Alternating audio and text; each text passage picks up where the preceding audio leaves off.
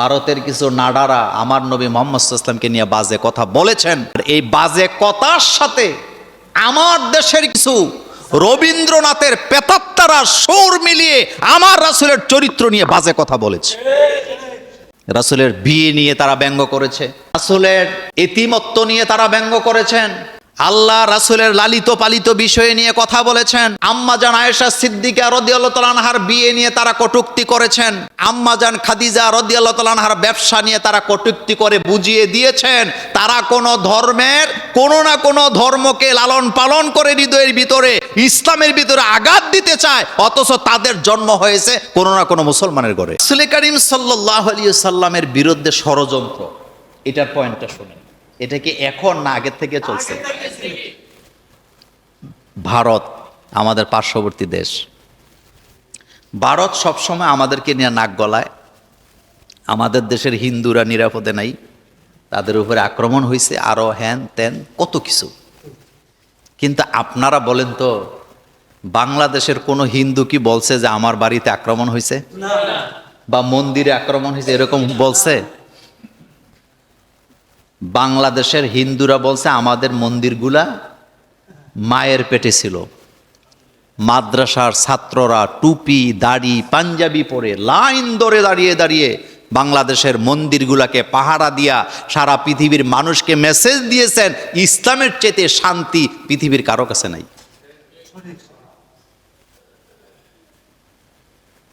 যোগে যোগে সময়ে সময়ে ভারতের কিছু নাডারা আমার নবী মুহাম্মদ সাল্লাল্লাহু আলাইহি ওয়াসাল্লামকে নিয়ে বাজে কথা বলেছেন। আর এই বাজে কথার সাথে আমার দেশের কিছু রবীন্দ্রনাথের প্রেতাত্মারা সুর মিলিয়ে আমার রাসূলের চরিত্র নিয়ে বাজে কথা বলেছে। রাসূলের বিয়ে নিয়ে তারা ব্যঙ্গ করেছে, রাসূলের এতিমত্ব নিয়ে তারা ব্যঙ্গ করেছেন, আল্লাহ রাসূলের লালিত পালিত বিষয় নিয়ে কথা বলেছেন। আম্মাজান আয়েশা সিদ্দিকা রাদিয়াল্লাহু তাআলা আনহার বিয়ে নিয়ে তারা কটূক্তি করেছেন। আম্মাজান খাদিজা রাদিয়াল্লাহু তাআলা আনহার ব্যবসা নিয়ে তারা কটূক্তি করে বুঝিয়ে দিয়েছেন তারা কোন ধর্মের কোন না কোন ধর্মকে লালন পালন করে হৃদয়ের ভিতরে ইসলামের ভিতরে আঘাত দিতে চায়, অথচ তাদের জন্ম হয়েছে কোন না কোন মুসলমানের ঘরে। হযরত নূহ আলাইহিস সালাম, তার সময় একটা বন্যা হয়েছিল না? হয়েছে কি না? মহাপ্রলয়। ছেলে যখন ডুবে মারা যাচ্ছে, বারবার ছেলেকে ডাকতেছে, তুমি ঈমান আনো, তোমাকে আমরা কিস্তিতে উঠাইয়া নেব।